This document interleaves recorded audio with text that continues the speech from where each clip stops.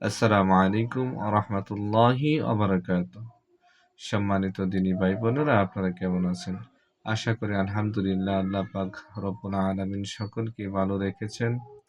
আজকের বিষয় হচ্ছে আপনার উপর সকল বন্দিশ এবং বদনজর নষ্ট হয়ে যাবে। উক্ত কোরআনের আপনারা দেখতে পাচ্ছেন যে আমি আপনার কোরআনের সূরা কলমের 50 থেকে 52 নং আয়াত। এই আয়াতে কারিমার মাধ্যমে আপনি কি করতে পারবেন? আপনার সকল বন্দিশ, বাধা এগুলো কাটাতে পারবেন এবং আপনার উপরে যদি কোনো বদনজর থাকে, বদনজর নষ্ট করতে পারবেন। সমস্ত মুদাব্বির ও রাকিব ভাই-বোনেরা, আপনারাও এই উক্ত আয়াত পড়ে হুকুম লাগাতে পারেন যে উক্ত আয়াতের বরকতে অমুকের বন্দিশ আমি কেটে দিলাম। নিয়ত করে আপনি যখন বলবেন, উক্ত আয়াতের যে হরফের যে নুরি মুআক্কালগণ আছেন ওরা ওইখানে যাবে, অমুকের যে বদনজর এগুলো আছে সবগুলো ইনশাআল্লাহ কেটে দিবে।